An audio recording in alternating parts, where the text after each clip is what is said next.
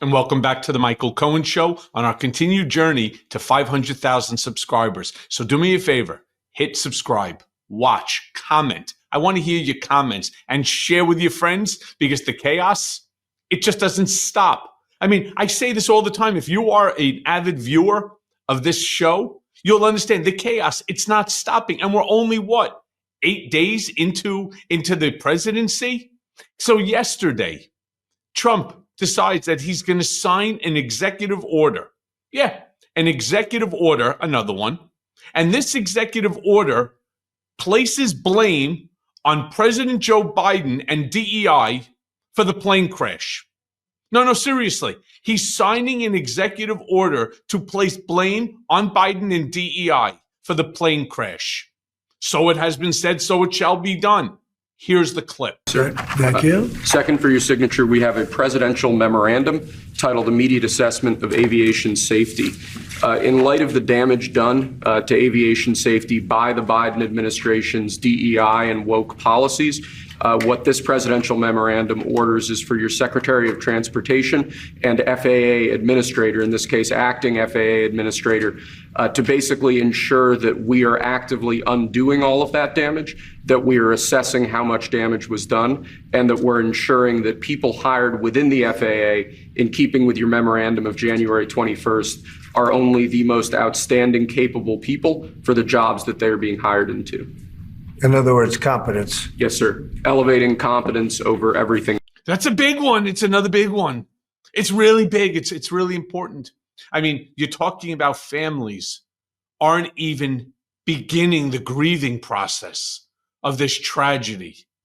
And without any knowledge of what caused this, without any information provided to him by the FAA or by the Coast Guard or anything else, they have already assessed where the blame belongs and how they're going to fix it.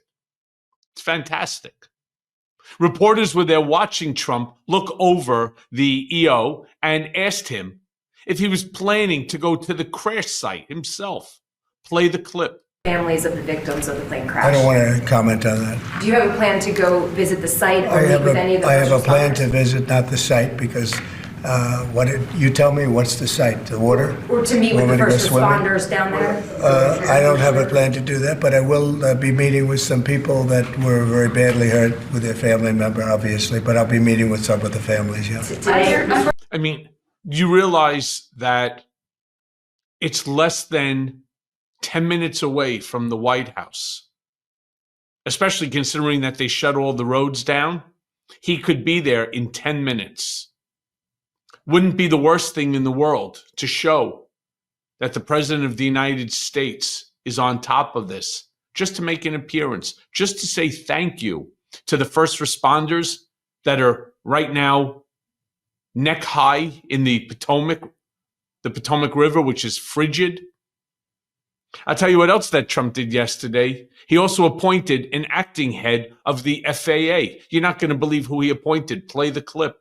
Explained the first, but really more importantly, explain the second, and we'll start signing. Go ahead, please. Yes, sir. Just 2 items for your signature today. The first is the formal commission appointing Chris Rochelot to be the Deputy Administrator of the Federal Aviation Administration. Right. And since the commissioner position since the administrator position is currently vacant, he will act as the administrator since he's now been appointed deputy. And he's a very capable guy. Extremely experienced in aviation and highly regarded in the industry and in government.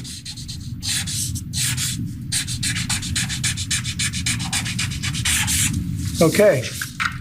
He doesn't even know who the guy is. He never saw a resume. You think maybe the smart thing for that idiot handing him and speaking all aboard would have been to turn around to say, so let me tell you who this guy is. Now, maybe he is, maybe he isn't. But if in fact that he's the guy who you want to bring on, shouldn't you at least know what his competency level is? Or are you going to rely upon the individuals that are there by your side who are mostly incompetent themselves? Trump is then asked by reporters about DEI being the cause of this crash. Said it was because of incompetence. I mean, again, putting the two together, tragedy as well as political speech, they just don't go hand in hand. Play the clip. Okay? Mr. President, to be clear, are you saying race or gender played a role in this tragedy? It may have. I don't know. Incompetence might have played a role. We'll let you know that. But we want the most competent people. We don't care what race they are. We want the most competent people, especially in those positions. And, you're talking about extremely complex things. And if they don't have a great brain, a great power of the brain, they're not going to be very good at what they do, and bad things will happen. Mr. President, By the way, I agree with Trump. We only want the most competent people around. We only want the most competent people to fulfill positions, especially that put us in harm's way, the American people.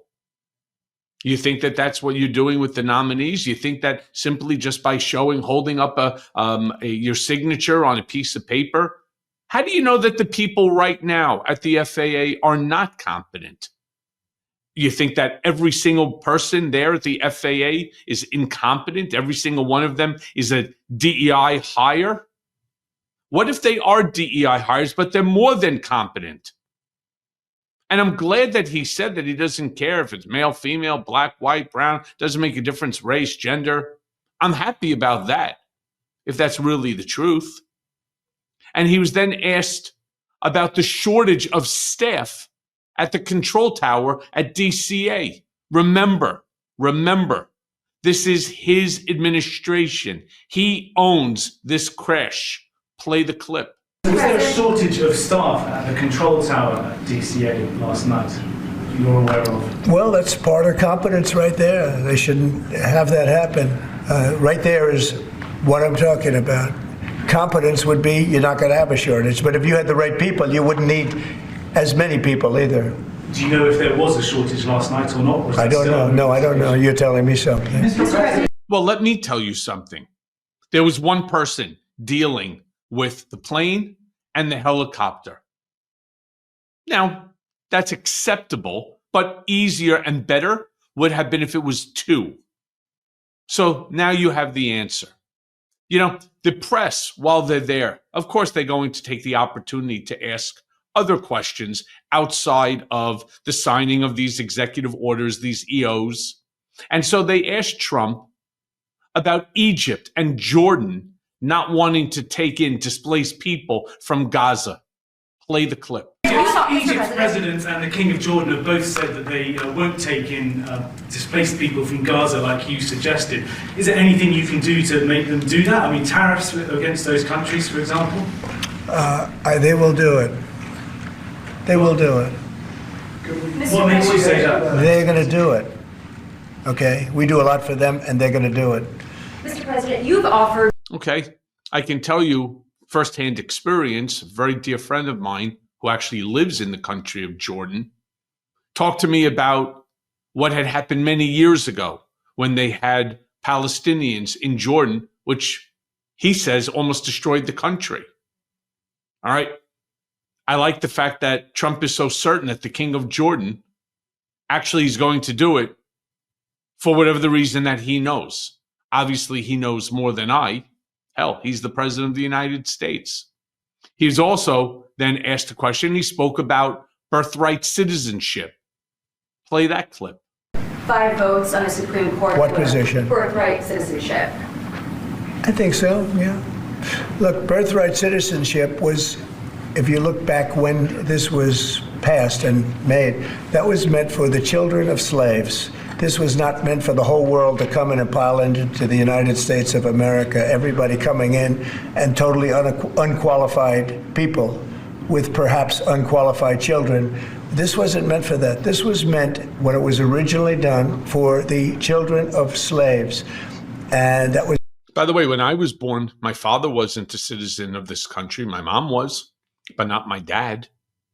I don't know at what point does he say birthright citizenship is just not a constitutional right. How he wants to interpret it sounds very similar to the Heritage Foundation. Trump was also asked when he last spoke to Vladimir Putin. Play that clip. Mr. President, you said earlier today that you had not spoken to Putin about this. When was the last time that you spoke with him, and has President Xi responded to your ask to help put pressure to end the war in Ukraine? I won't comment on either of them, but we're doing very well with regard to both. There are some reports that Xi... Why not? Why not? And lastly, I want to show you a clip. Let me tell you something. These press conferences, unless he wants to answer the question or stand there and hold up a piece of paper with his signature on it and the Sharpie and have this clown next to him sit there, read off what the hell this executive order is even about, he doesn't want to answer questions. Well, imagine if he answered that question. When was the last time you spoke to Putin? You know, on that aircraft were several Russians, skating champions, and their son. So is it wrong for him to have reached out? No, in fact, I think it would have been the right thing for him to do. Why he won't say when was the last time? I don't know. And we're going to see more of these happen. And again, lastly, I want to show you a clip of Trump speaking about Mexico and about Canada. Play this clip. Mexico and Canada have never been good to us on trade. They've treated us very unfairly on trade. And we will be able to make that up very quickly because we don't need the products that they have. We have all the oil you need. We have all the trees you need, meaning the lumber. We have more than almost anybody in those two categories. In oil, we have more than anybody, and we don't need anybody's trees. We have to free up some of the tree areas that we have. We have great lumber in this country. We have to free them up environmentally, which I can do very quickly. But we don't need what they have. And for us to be subsidizing Canada to the tune of $175 billion a year and subsidizing Mexico to the tune of $250 billion, $300 billion a year. And Mexico is a method of China sending in its product. And with China, I'm also thinking about something because they're sending fentanyl into our... Again, this is just the layup for him to turn around and to continue to talk about annexing Mexico and annexing Canada and making the United States one big gigantic territory. I'm blown away at this presser as I am for so many of the things that are going on right now. And when I told you that we're 1 week into a presidency and this is already where we're at, just imagine the chaos that will occur next week and the week after that and 6 months from now. It's only going to ramp up. So make sure you subscribe here. Make sure you watch, comment, and share because, again, every single day is going to be something new. And as always, thanks for listening. Hey, everyone. First of all, thanks for watching. I mean, we're going to be posting daily episodes with reactions and talking about politics. We'll be talking about everything, in fact. So please like and subscribe. Join us on this journey.